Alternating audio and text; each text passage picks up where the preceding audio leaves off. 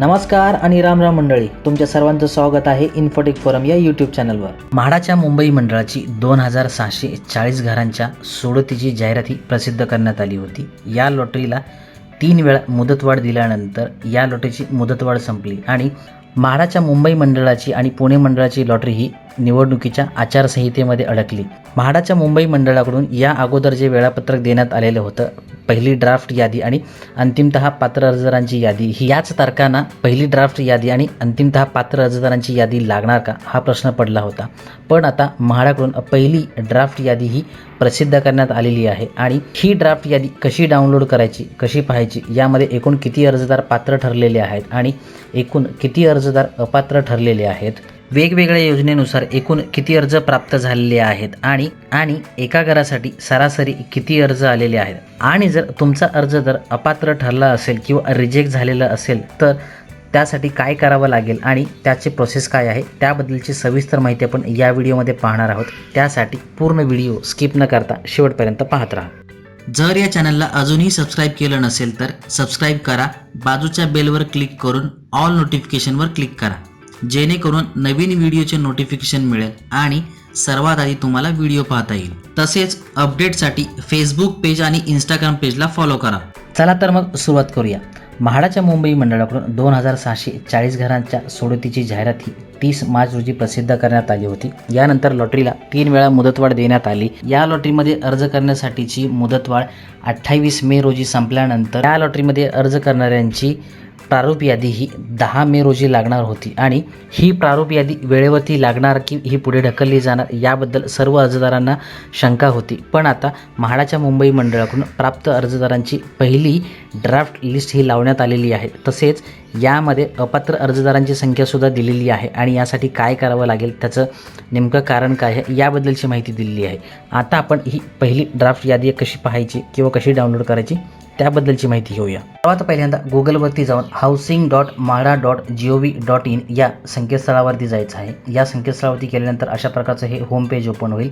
यामध्ये menu, home, news, quick links, help, certification generation, त्याच्यानंतर view live schemes आणि old lottery, यानंतर एक ऑप्शन आहे पब्लिश्ड ॲप्लिकेशन्स, यावरती क्लिक करायचं आहे। यावरती क्लिक केल्यानंतर अशा प्रकारचं हे पेज ओपन होईल। हे पेज ओपन झाल्यानंतर या ठिकाणी तुम्हाला दिसेल की लॉटरी कोड MB 2602, MB 2604, 2601 आणि 2603 अशा प्रकारे या 4 ड्राफ्ट लिस्ट या ठिकाणी प्रसिद्ध करण्यात आलेले आहेत। सर्वात पहिल्यांदा आपण MB 2602 टेनमेंट अंडर DCPR 33/5 यामध्ये जे अर्जदार पात्र ठरलेले आहेत त्याची ड्राफ्ट लिस्ट कशी पाहायची, या ठिकाणी क्लिक केल्यानंतर व्ह्यू ॲक्सेप्टेड ॲप्लिकेशन्स यावरती क्लिक केल्यानंतर ही तुम्हाला लिस्ट ओपन होईल। यावरती क्लिक करायचं आहे। यावरती क्लिक केल्यानंतर अशा प्रकारचं एक छोटंसं पेज ओपन होईल। यामध्ये आपण या ठिकाणी क्लिक केल्यानंतर ही जी यादी आहे ऑटोमॅटिक ही डाउनलोड होणार आहे। यानंतर या ठिकाणी MB 2602 tenements under DCPR 33/5 draft list of accepted applications या ठिकाणी हे दिलेलं आहे। या ठिकाणी असं स्क्रोल केल्यानंतर सर्वात शेवटच्या पेजवरती गेल्यानंतर आपल्याला यामध्ये एकूण किती अर्जदारांनी अर्ज केलेले आहेत त्याबद्दलची माहिती मिळेल।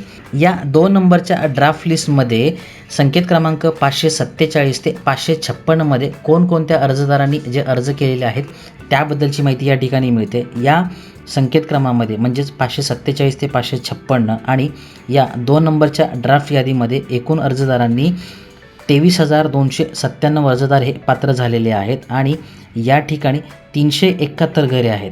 अशा प्रकारे या ठिकाणी एका घरापाठीमागे 63 जणांनी अर्ज केलेले आहेत। आता आपण दुसऱ्या ड्राफ्ट लिस्टकडे वळूया। ड्राफ्ट लिस्ट 4 नंबरची, यामध्ये स्कॅटर्ड टेनमेंट्स म्हणजे वेगवेगळे विखुरलेली जी घरे आहेत त्याची ही ड्राफ्ट लिस्ट आहे। या ठिकाणी आपण क्लिक केल्यानंतर पुन्हा एकदा डाउनलोडवरती जाऊया।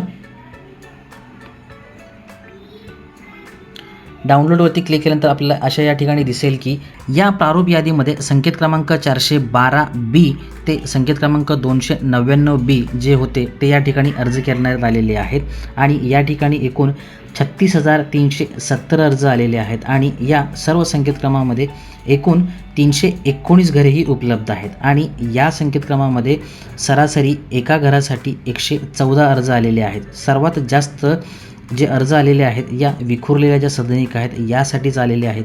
म्हणजेच एका घरापाठीमागे 114 अर्ज आलेले आहेत। यानंतर आपण पुढची जी पहिली ड्राफ्ट लिस्ट यादी आहे, यानंतर आपण पुढची जी ड्राफ्ट लिस्ट आहे म्हणजे जी 1 नंबरची जी ड्राफ्ट लिस्ट यादी आहे ती आपण पाहूया। ही अंडर कन्स्ट्रक्शन जी घरे होती त्यांच्यासाठी ही यादी प्रसिद्ध करण्यात आलेली आहे आणि यामध्ये एकूण किती अर्ज आहेत त्याची आपण माहिती घेऊया। या प्रारूप यादीमध्ये संकेत क्रमांक 534 ते 540 मध्ये ज्या अर्जदारांनी अर्ज केलेले आहेत त्याची माहिती या ठिकाणी आहे आणि या संकेत क्रमामध्ये या पात्र यादीमध्ये 13,162 अर्जदार हे पात्र झालेले आहेत आणि या ठिकाणी 1,762 घरे आहेत। म्हणजेच या ठिकाणी एका घरापाठीमागे सरासरी 7 ते 8 अर्ज आलेले आहेत। आता आपण शेवटची आणि तिसरी जी ड्राफ्ट लिस्ट आहे ती आपण पाहून घेऊया।